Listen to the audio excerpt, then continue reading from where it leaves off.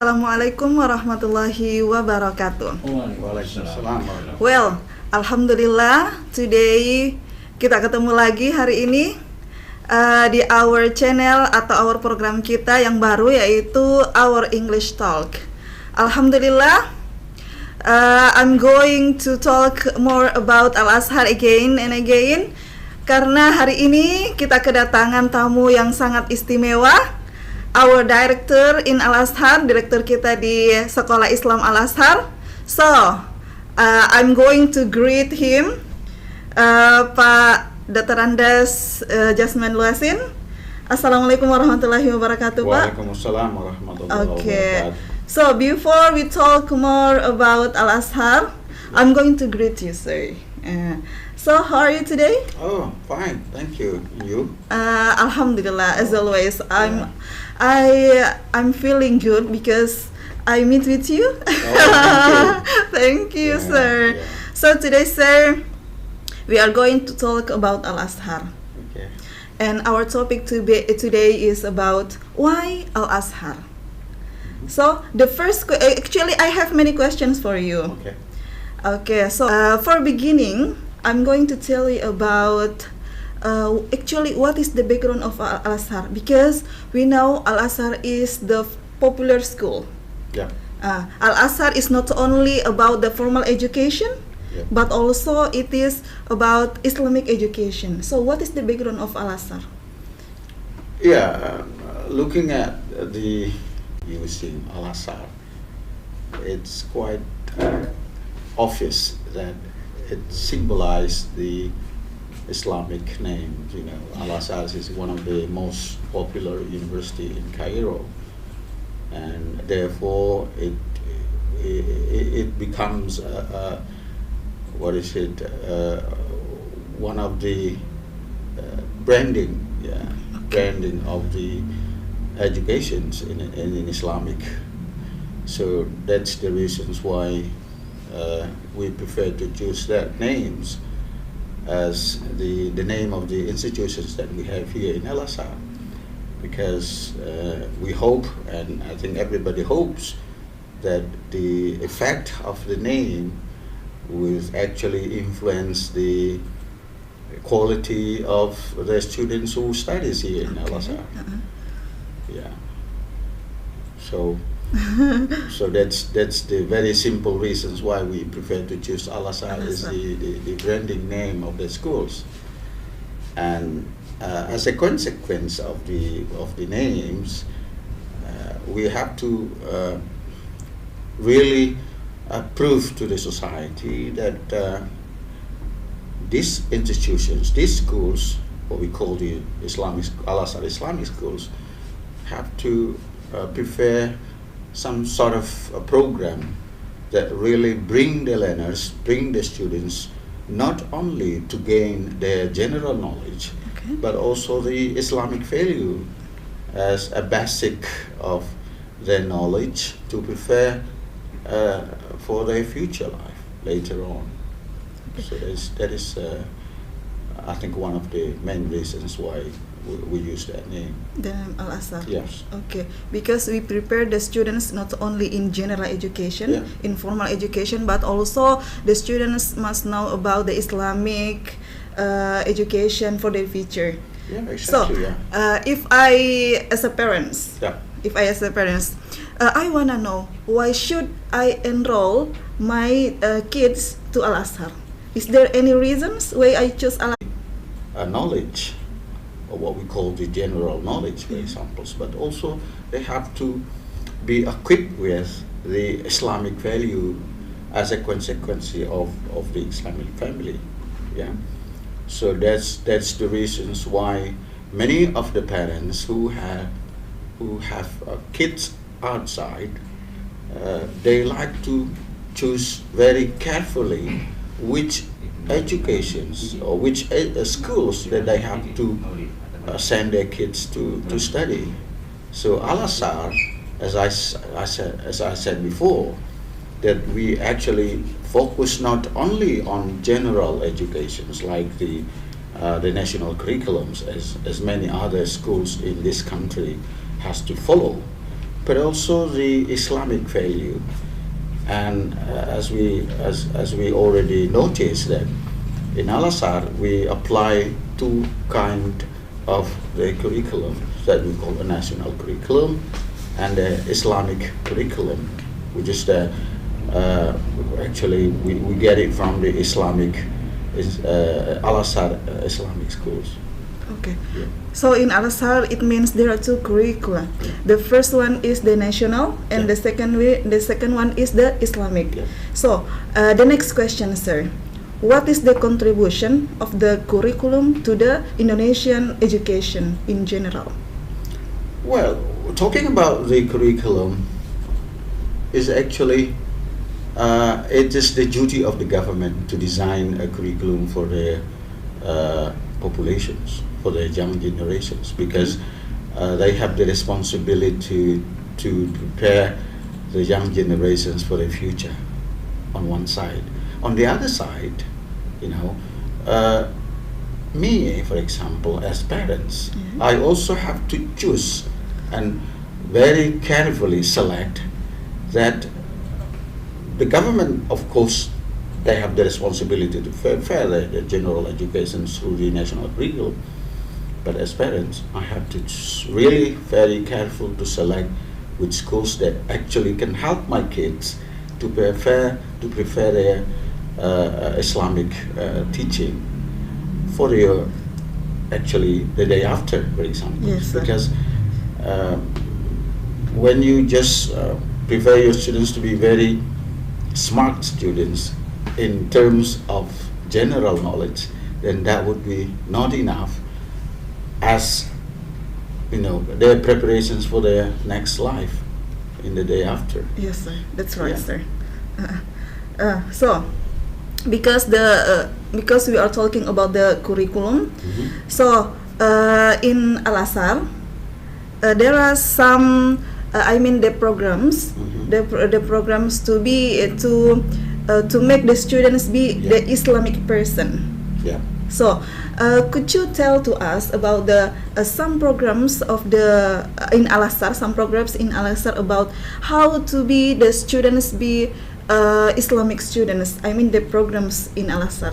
Okay. So talking about Islamic teaching, of course, the most important aspect, first one is their behavior, Islamic Behavior. Yes. Yeah. So because they are living in the Islamic society, so they have to behave as what the Islam teaching them to behave.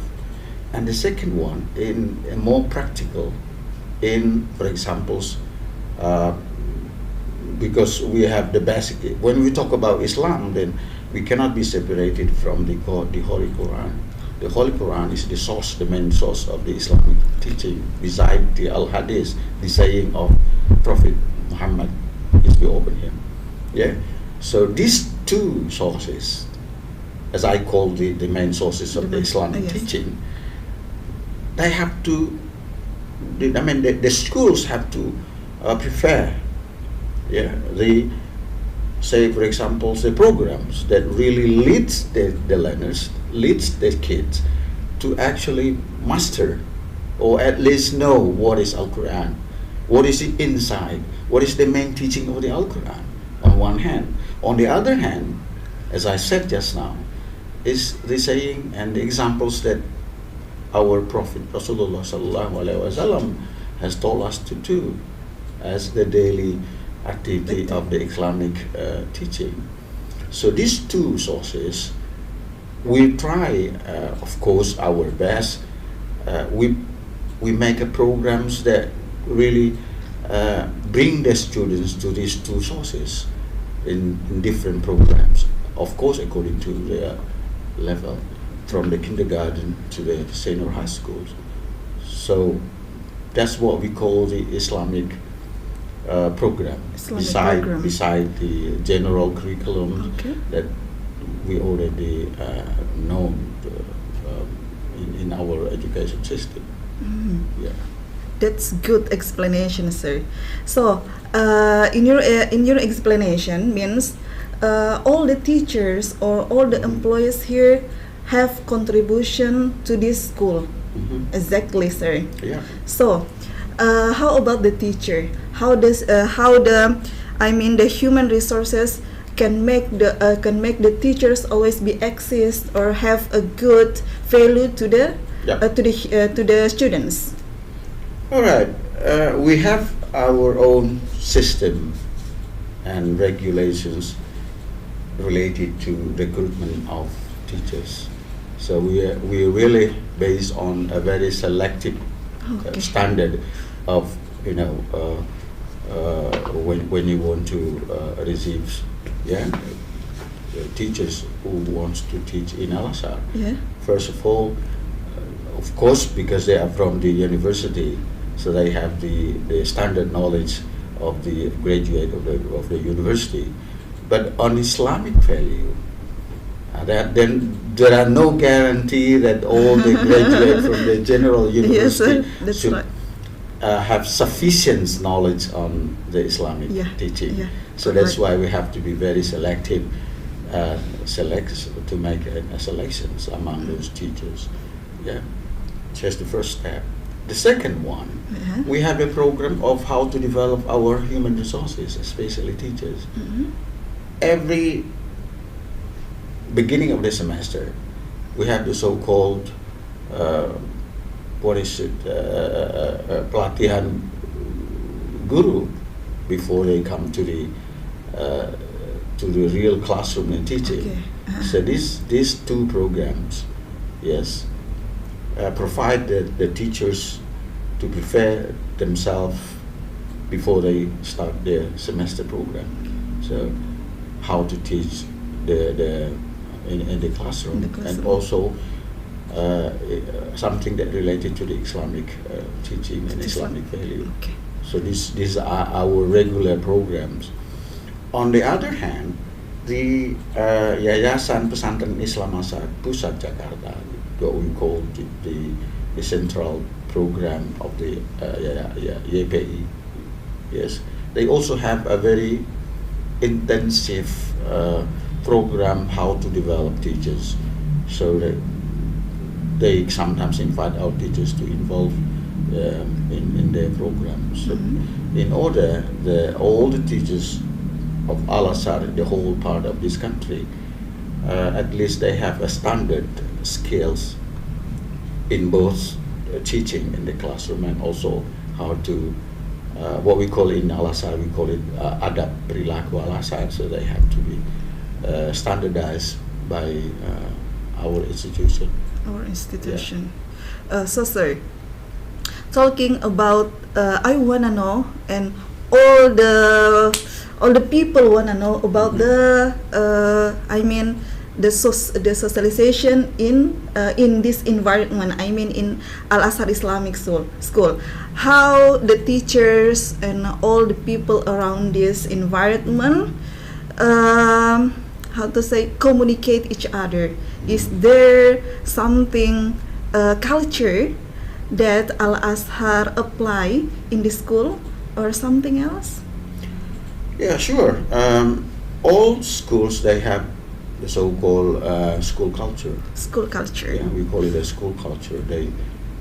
Every single schools in this country, they have their own right to design their school culture, what they want.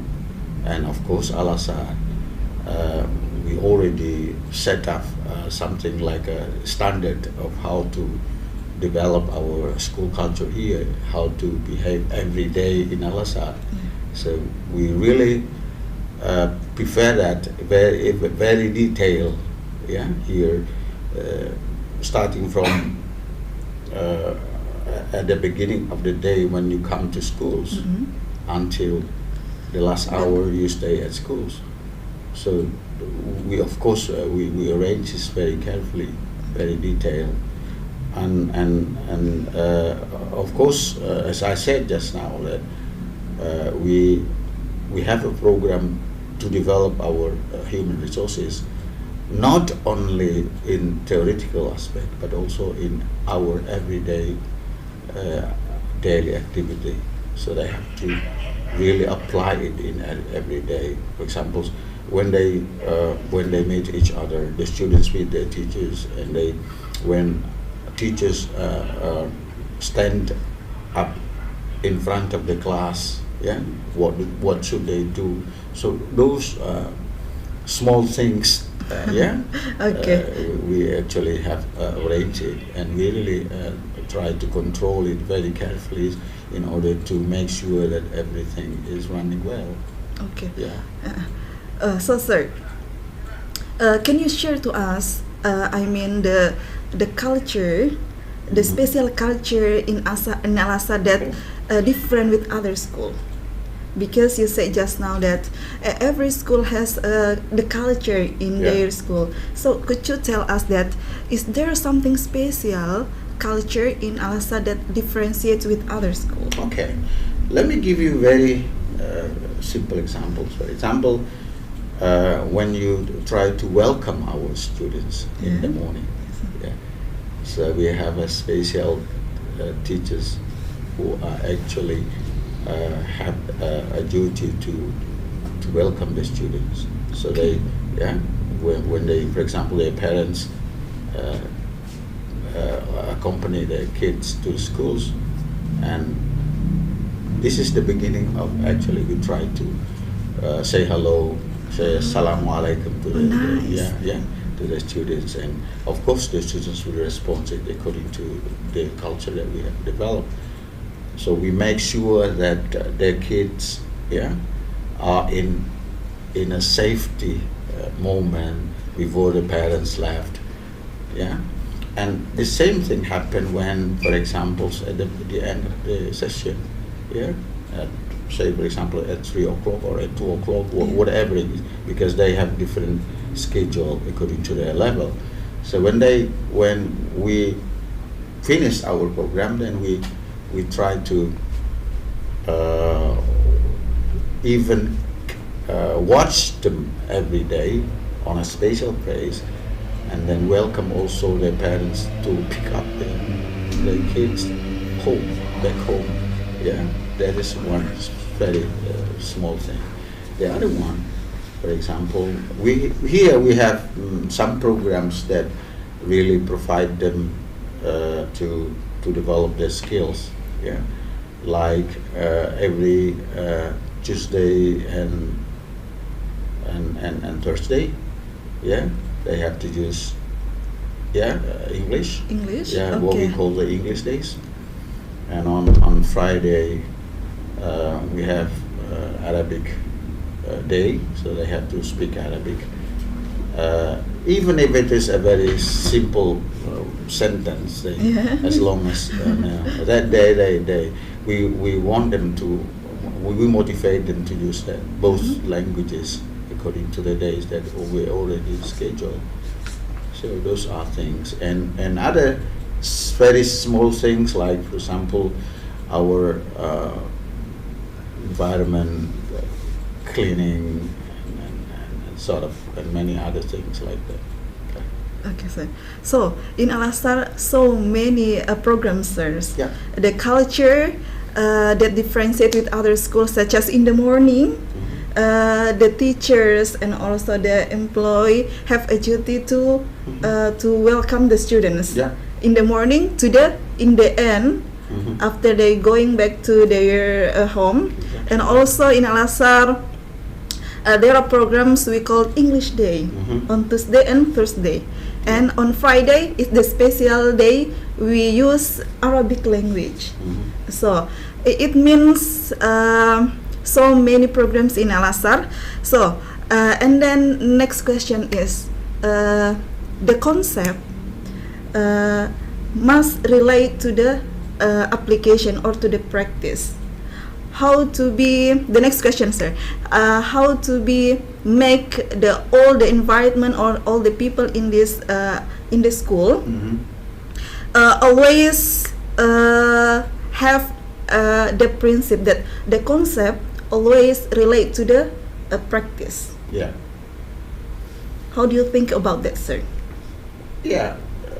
We need a concept, we need a theory. Yeah, theory and concept. We need practice practice more, Yeah. because we have to put the theory into practice. Yes, that's right. Theory is nothing without practice. Yes. Yeah. So that's a very basic principles in running our program. And we also believe that it is the program that make one school to another is different. Yes. Yeah. So why do we have to say, for examples, why do I say that this schools is better than the other schools? Because one of the reasons is I have to look at the program. What program do they apply every day to actually develop the students' potential so they can reach their maximum potential to develop in the future. So that is what we have to keep in mind, that do not only reverting to the theory, but also have to be able to put those theory into a practical thing. Yeah, that's the very, very principles that we have to believe in our daily activity in these schools, and therefore we always remind the teachers to when they are standing in front of the students, they have to keep that in mind, that their responsibility is actually to help the learners to maximize their potential in order to prepare them for their future life. Future life. Yeah. The students' future, to be better future. Of course, to be better future. Yeah. So, we are not talking about the theory, but the most important is the practice, sir. Yeah. And both of them always run to be better future for the students. Yeah. Okay. So, sir,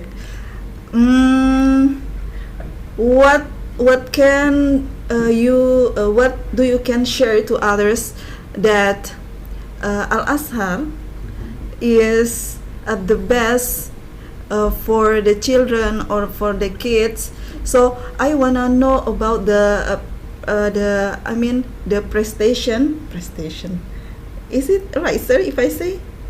Okay. People understand it. Okay, the prestasi in Al-Azhar, sir. Yeah. Well,